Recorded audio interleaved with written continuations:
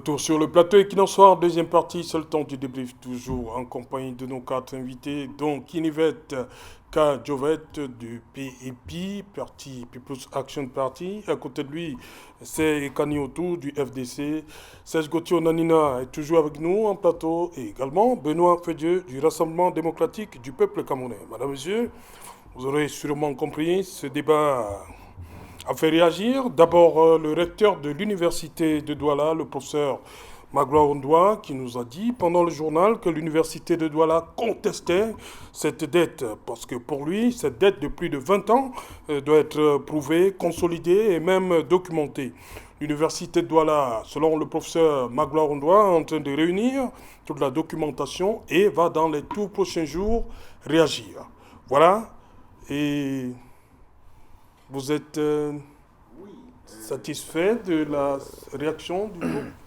Vous savez, il dit qu'il conteste la dette. les pouvoirs, le pouvoir des médias, il est magnifique. Il est magnifique et il nous permet aussi de féliciter une fois de plus le travail que vous faites ici.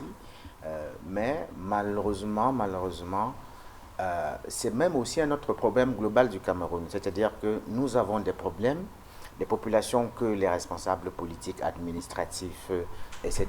Je vous comprends, le professeur nous a donné le chiffre, hein, oui, 60 000 étudiants. Oui, doivent pouvoir manager ces populations, du moins la population estudiantine ou les autres populations. Parfois, les responsables travaillent, mais personne ne communique. On ne peut pas en vouloir ni à Equinox ni à qui que ce soit que l'université soit dans les démarches pour résoudre ce problème, mais attendre une semaine. Et c'est lorsqu'on en parle à la télé que le recteur lui-même prend le téléphone pour nous donner la position de l'université. Oui. Pendant ce temps, les 60... Il y a une cellule de communication, non? Oui, dans chaque administration, il y a une cellule de communication. Ça fait une semaine. Qu'est-ce que les étudiants font? Est-ce qu'ils doivent aller habiter temporairement là où il y a une source d'énergie pour pouvoir travailler, faire les devoirs, faire des recherches? Qu'est-ce que ses propres collaborateurs? Est-ce qu'ils vont au travail pour tout au moins savoir, ok, on fait comment? Peut-être qu'il y a des générateurs, il y a des choses à faire. Est-ce qu'on rentre à l'ancienne? Donc, cette responsabilité, elle est la sienne et il ne peut qu'à s'apprendre à lui-même, du moins au niveau des niveaux, mais parce que s'il conteste, il y a des procédures que les spécialistes ici ont évoquées. Donc, l'enjeu pour nous, qui avons aussi la prétention d'arriver pour pouvoir aider, améliorer l'épanouissement des Camerounais, c'est que nous voyons les responsables et les habitudes même de consommation, les habitudes de gestion, qu'elles soient un peu plus clarifiées. C'est cela la problématique. Donc, que d'accuser les médias que non, nous disons des choses un peu légères, nous ne disons rien de léger. Les documents qui sont publics, qui sont diffusés, n'ont pas fait signer des noués, ne sont que, on va dire, des totaux d'un certain listing. Et maintenant, c'est à eux de contester et c'est à eux de dire aux populations que, ok, nous avons pris acte, voici ce que nous sommes en train de faire, et pas attendre une semaine sans réaction. Ok, voilà, surtout, hein, c'est bien intitulé « La science dans le noir ». Voilà, les populations. Et madame, monsieur, on a également eu la réaction au cadre des néo, dont je préfère taire le nom ici. Il dit « L'université de Douala est dotée d'une autonomie financière.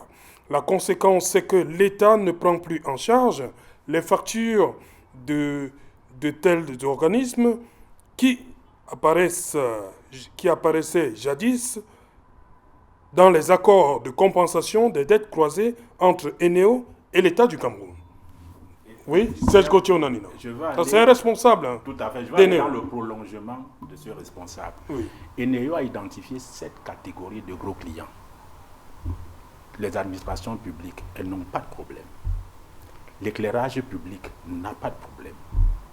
Les communes et les marchés, c'est numéro 3. Les autonomes, qui sont les hôpitaux, les universités d'État, parce qu'ils ont leur budget. Les entreprises à capitaux publics et à l'UQAM et Socratal. Je vous informe donc que les communes et les marchés et les autonomes, hôpitaux et universités d'État doivent 15 milliards à l'État du Cameroun, dont les universités d'État 6 milliards et demi. Et que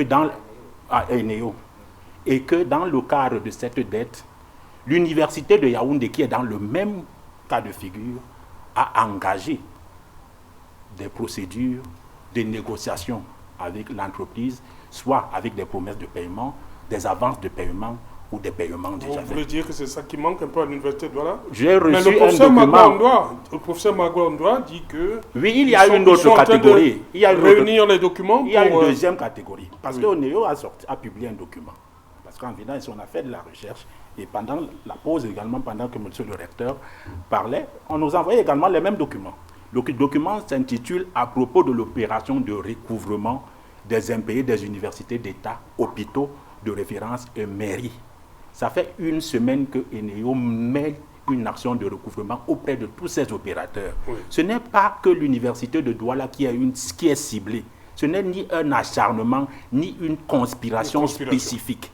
Je voudrais préciser cela. Nous ne sommes pas venus ici pour une cabale à l'endroit de monsieur le recteur. Nous sommes venus ici dire qu'il y a... parlons de l'université. Oui, nous sommes venus dire ici qu'il y a un problème au niveau de l'État du Cameroun dans la gestion des factures en termes de consommation d'électricité et d'eau, parce qu'il faut qu'on attaque l'eau. Moi, je peux vous dire, si vous voulez, si je veux, je donne une information ici en relation avec le Premier ministre. Ça facture d'eau, mais on va m'interpeller là dehors dans 15 minutes. Non.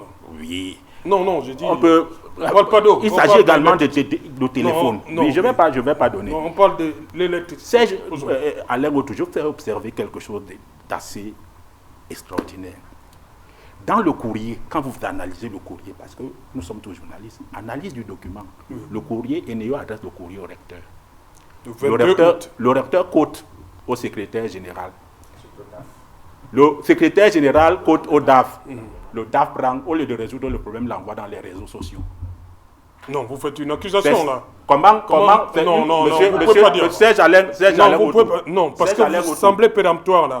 Écoutez, comment vous dites que c'est une communication des organisations. Non, vous dans pouvez la pas. communication des organisations, une entité A adresse un courrier à une entité B. Comment le courrier se retrouve sur les réseaux sociaux? Mais vous ne pouvez pas dire que c'est le DAF qui a mis ça sur les réseaux sociaux. Ben, c'était la dernière personne. Non.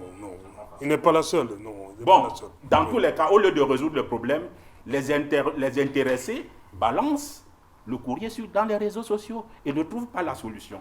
Si on coupe l'hôpital général de Douala, on a déjà coupé. Et elle a négocié. Non, ce responsable nous a fait comprendre que l'hôpital général, lorsqu'il y a menace de suspension, comme c'est marqué ici en objet, l'hôpital général va souvent négocier. Donc, nous tenons ça d'un haut cadre des néo. Oui. Il faut le rappeler, en dehors des 182 milliards qui ont été payés au mois de décembre 2021, c'est un acteur de la société civile qui parle. L'État du Cameroun et ses démembrements doivent encore 150 milliards à Eneo, qui lui a des factures à payer aux prestataires de services, aux entreprises de sous-traitance, à ses propres employés. Et cette dernière facture qui a été payée, on nous a dit que ça n'a même pas mis 1 heure. Et je vous donne une dernière information. Dans les 1,7 milliard qui sont évoqués, puisque les gens veulent qu'on entre dans les détails, environ 30 millions d'impayés ont été enregistrés entre 2009 et 2014. Le reste depuis 2014. Cela veut dire clairement que le 1 milliard de francs CFA de consommation ont été enregistrés entre 2019 et juin 2022. C'est le document qui le dit. Ce n'est pas moi, je ne travaille pas à Eneo. Je vous dis entre 2019 et 2022. Le document de Néo? C'est un document de Néo qui présente son processus de recouvrement de la dette. Je vous dis entre 2019 et 2022, 1 milliard ont été consommés en termes d'électricité. Maintenant, l'université donc a l'obligation, la liberté, pas l'obligation, la liberté, non seulement de contester, mais de communiquer pour édifier ses étudiants et le grand public. Benoît Fédieux, le recteur, dit qu'il conteste déjà ce montant-ci. Oui. Sur quelle base vous voulez que le recteur, l'université, entame les négociations? Effectivement, c'est même par là que j'allais entrer parce que, je le dis aujourd'hui, M. Onanen a pris l'exemple avec l'université de Yaoundé 1 qui ont engagé, qui ont sollicité un moratoire. Moi, je crois que, je l'ai dit ici d'entrée de jeu, que sans être de la communication de l'université déjà conteste la dette. quand vous demandez un moratoire, ça veut dire que vous approuvez quand même déjà la dette. Mais dans le cas si l'université conteste d'abord la dette. Donc ils sont d'abord dans la contestation. Envisage. Deuxièmement, ils sont en train de réunir les documents avant de... Quand vous dites là que jusqu'en 2014, la dette était de 30 millions. C'est ce que je crois que vous avez dit, la dette de l'université. Ont été enregistrés. Oui. Entre 2009 et 2014, oui. Mais curieusement, à partir de 2019 et 2020... Donc, non, je vais juste rectifier pour dire que lorsque vous dites le milliard est venu entre 2019 et 2022, ça ne va pas. De 2014 à 2019, qu'est-ce qui a été enregistré? On parle de dette. Je vous explique de façon concrète. Parce qu'il ne faut pas distraire les téléspectateurs. Oui. Quand on dit la dette, ça veut dire que vous avez payé et une partie peut rester. Ce sont les 30 millions. C'est de 2009 à 2014. Oui, moi, je suis très regardant sur les détails. Maintenant, donc, de 2019 à 2022, 5 francs n'ont pas été payés. C'est pour ça qu'il y a 1 milliard. Oui, mais je demande donc de 2014 jusqu'en 2019. Oui. Il y a eu quoi? Mais attention, je ne suis pas là pour savoir ce qu'il n'y a pas eu. Je suis là pour savoir, pour présenter ce qu'il y a eu. Non, de toute façon, pour moi, c'est pas... Ne me demandez pas de parler du vide. Moi, je suis en train de dire ceci, que je suis d'accord. Personne n'a réfuté le fait que Eneo soit dans ses droits de recouvrer les dettes auprès des clients. Parce qu'on ne peut pas vouloir, comme on le dit, le beurre et l'argent du beurre. On veut l'énergie. L'énergie doit être fournie par la société. Il faut qu'il y ait les moyens possibles, nécessaires pour le permettre de fonctionner et de fournir cette énergie. Nous sommes d'accord. Mais là où il y a un problème, c'est que pendant longtemps, une dette a été accumulée. Et que le professeur précise que c'est une dette de plus de 20 ans. De plus de 20 ans. Accumulée. Là, ça devient 20 ans. Et qu'à un moment donné, puisque moi, je ne suis pas en train de voir le 25, la réception de la dette de la sommation le 24 et la coupure le 16 septembre, moi, je suis en train de dire que ce temps est tellement petit, c'est très inférieur à la normale. Quand je sais, nous qui sommes des simples clients de cette structure, lorsque vous faites une requête, en moins de 2 semaines, on ne peut pas la traiter. Donc, et moi j'ai dit ici que si cela a été fait, la sommation a été donnée le 25 et que le 16, on suspend déjà. Moi, je dis c'est un peu grave parce que un gros client, parce qu'on est au milliard, ça veut dire que c'est un gros client. Quel que soit le cas, Eneo doit aussi entreprendre une démarche qui consiste, n'est-ce pas, à causer avec son client, à discuter avec son client, vu la crédibilité. Oui, vu la crédibilité. Pour réajuster au cas où le client a puisque raison. eux-mêmes, puisque déjà même eux, quand ils donnent la sommation, ils ont un doute. Ils disent sauf erreur ou omission. Alors, est-ce que le temps a été nécessaire donc pour vérifier cette erreur ou cette omission? Même si cela a été... Et nous disons donc que... non, c'est au client de prouver. Et c'est ce que nous sommes en train de dire. Le temps est insuffisant. Pour dire tout simplement, ce sont des entités que nous devons protéger, que ce soit Eneo ou encore l'université. Mais on ne peut pas gérer sans tenir compte de la sensibilité de l'université. On prend, c'est vrai, on ne parle qu'argent, on ne parle qu'argent, milliards. Tous ces milliards-là, même les 15 milliards-là, ne valent pas un soulèvement de 60 000 étudiants. Ça veut dire que les responsables qui étaient donc là, mais nous ne ça veut dire que les responsables qui étaient... Parce qu'il y a un problème de fond, c'est certain. On voudrait imputer la responsabilité de la situation qui se présente actuellement à l'université de Douala à une entreprise qui ne demande qu'à avoir sa dette payée. On veut occulter l'irresponsabilité des gestionnaires de tout.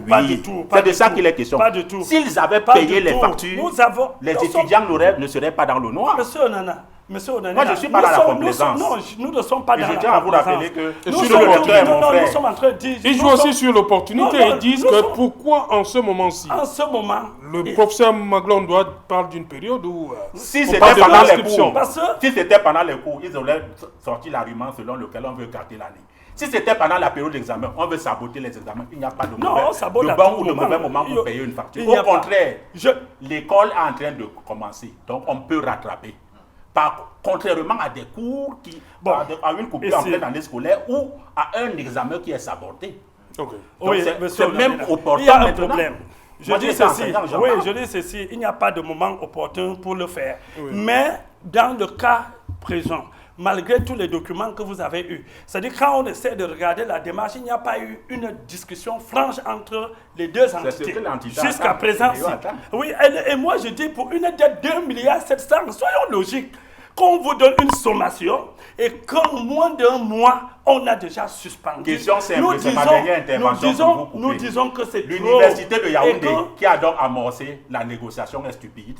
Ou bien là-bas. Mais s'ils ont reconnu la dette, si une institution reconnaît la dette et l'autre ne reconnaît pas. En termes d'effectifs, non, c'est pas ça le problème. Que vous. Non, nous disons qu'ils sont conscients de la Serge Gauthier, je vous en prie. Benoît. Une dette reconnue est différente de celle qui est contestée. Voilà, Benoît. Nous sommes à ce niveau. Serge Gauthier, justement, le recteur fait savoir qu'il conteste d'abord la dette. Et ils sont en train de réunir les éléments pour clarifier. Avant de se présenter devant Eneo. Parce que se présenter maintenant devant Eneo avec 1 milliard... Quel signifie donc à Eneo pour que pendant qu'il y a la contestation, il y ait peut-être un potentiel rétablissement. Or, c'est maintenant que monsieur le recteur vient. Peut-être parce qu'il réunissait les preuves. Accordons-lui le bénéfice. On n'est pas là pour faire son procès. Puisque même dans il fait ses efforts. Prise de parole ici, moi, je vous ai dit que selon certaines sources introduites, les responsables, j'ai cité le recteur, serait quand même en train de faire un travail. Mais la communication, nous ne pouvons pas aussi leur faire le procès de ne pas faire une communication publique à propos, parce que... La communication. Non, mais je dis donc que nous ne connaissons pas les raisons pour lesquelles il se retient dans la communication. Nous ne pouvons pas tout de suite leur faire un procès. Après une semaine, 60 000 étudiants sont dans le noir. L'essentiel pour nous, c'est le retour du courant. Ce n'est pas forcément les discours qu'on va nous professer à longueur de journée. S'ils sont en train de résoudre le problème, ça nous arrange. Voilà, Kinivet, 60 000 étudiants, comme vous l'avez dit, c'est pas 60 étudiants, c'est énorme. Donc il faut tout faire pour que la situation revienne à la normale. You know, I have the impression that instead of looking at the reality on board, we are trying to defend this person or take sides with this person and all of that. We're talking about 60,000 students that have not had electricity for over a week. That is more than a long time for something to have been done. And the rector called and he said what he said. No one has pointed an accusing finger at him. We are talking about the university. We are not talking about a particular person. We're not talking about an individual. Before he came, other people had consumed and had not paid. And I will repeat what I said here that... Il dit que c'est une dette de plus de 20 ans. Yes, a debt that has lasted 20 years. He was not there 20 years ago. The people that were there before him, what happened with the budget? I will repeat the question I asked. Yes. What happened with the budget? He is there now. Eneo has done what Eneo has done. He is contesting or denying I don't know which one he is doing, whether he's contesting the bill or denying the bill. It is not to this panel that he should call to say that is not the case. We will say what we have. We have Eneo's bill. This is what I am looking at. This is what I am talking about. Eneo has said that... On aimerait aussi avoir la communication if the communication note from the university was out before now, we will not be saying that the university has said nothing. We will definitely... I am talking here from the standpoint of a student. I don't think that the rector is expecting every student to pick up their phone and call him and say, sir, what are you saying about this situation? Everyone is expecting a public note. Eneo has made their own bill public. Every person is expecting a public response from the university. I don't want to say from the rector. Everyone is expecting a public response from the university as at what is happening. Okay, if the university, the ones responsible for the university are having background discussions with Eneo, who knows? Nobody knows. So how long do these students wait? How long will their conversations last? 2 more weeks? 1 month? 1 whole academic term? We don't know, or never. We don't know. And I will repeat that I am looking at these students that are going 1 whole week. And I have the impression, I will repeat again, when this letter was received, I believe so strongly, taking more roots from what the responsable d'Eneo, the cadre, what he said when he called to, if they had probably given a prompt response to the bill presented by Eneo, contesting or denying the bill, the seizure would not have occurred. looking at the way NAO functions. So I don't see any reasons why we are blaming or pointing fingers or trying to accuse or trying to defend or whatever. We are just being realistic. And I would say again that NAO has been too slow. NAO is to be blamed for such bills that have been accumulated. The rector himself said it's been over 20 years. That is a way long time for bills to have been accumulated. It is a very long time. NAO has been sleeping. If there is a way that NAO should try to amend any other structures that have not been paying bills, NAO should please cease their electricity. Because they know they are supposed to pay their bills. It's not as if we are throwing stones at the University of Douala alone. This should be a wake-up call for all these other structures that are consuming and not paying. It's definite. Thank you, Kinivet. Ekaniotou, depuis de 20 ans, est-ce qu'on peut dire que c'est un problème de manager? Parce que depuis 20 ans, ce n'est pas le même manager à la tête des NAO. Est-ce que c'est une façon de dire que celui qui est là a décidé, tout le monde devrait payer? Bon, on peut peut-être féliciter NAO. Moi-même, je ne suis pas en tant que consommateur. NAO nous fait ça dur à nous tous. Mais on finit par s'aligner. C'est un problème, c'est un logiciel mental un peu global. La plupart des responsables administratifs camerounais essayent de se rattraper dans, on va dire, dans le, est-ce qu'il faut appeler ça métier, dans la fonction d'apprentissage de cette gestion et de ce management. Parce que jusqu'ici, la plupart, ce sont des cadeaux politiques. Des cadeaux politiques parfois, ce n'est pas simplement un effort de l'université. On se retrouve à la tête des structures dont on ne maîtrise pas ni, je ne veux pas dire les enjeux, la fonctionnalité. Il y a les outils qu'on ne connaît pas, on sort, je ne sais pas, d'un coin du Cameroun où on n'a pas tous ces éléments. Et lorsque vous posez la question, est-ce que c'est un problème? C'est un problème de mentalité déjà, que l'État offre à ses responsables des facilités pour pouvoir aider l'ensemble des populations à avoir une vie de facilité. Mais on se retrouve aujourd'hui, pour revenir à l'université de Douala, il y a 2 recteurs en prison. Il y a 2 recteurs en prison et on leur reproche quoi? Détournement, faute de gestion, détournement des deniers publics. Et ces éléments se retrouvent dans la plupart des choses. Donc il y a un souci d'intégration du fonctionnement des procédures à la fois administratives, fonctionnelles, etc. de l'État, entre la confusion entre les comptes personnels, les fautes de gestion, etc. Donc, c'est encore un appel pour nous tous à nous approprier les textes, les procédures, pour que ce qui est important, le bien commun, puisse être bien managé par tout le monde. Parce que, c'est votre dernière prise de parole, hein? Oui, Qu'est-ce qu'on devrait retenir? Si on doit retenir, on reste sur cette affaire où 60 000 personnes, c'est-à-dire ceux qui sont censés concevoir, expérimenter des solutions pour les problèmes que rencontre la société camerounaise. On envoie, nous sommes partis à l'université pour acquérir le savoir, nous sommes partis voler le feu et il est anormal qu'on parle simplement, je veux dire c'est même une honte que le mouvement de la recherche, de l'expérimentation soit là à compter sur des outils technologiques, j'ai failli dire dépassés, alors qu'eux-mêmes ils sont capables de produire et d'organiser des moyens pour être autonomes en électricité. Et donc c'est un gros souci qu'à l'université, que d'autres détails, des choses usuelles comme la communication d'entreprise, quand il y a un souci, on communique quand même auprès de ceux que nous manageons, de ceux qui consomment, puis dit, il y a un souci, nous sommes en train de le résoudre, que d'accuser les autres. Donc, NAO est dans son rôle, que l'université prenne ses responsabilités et que toutes les autres administrations prennent la responsabilité de garder un dialogue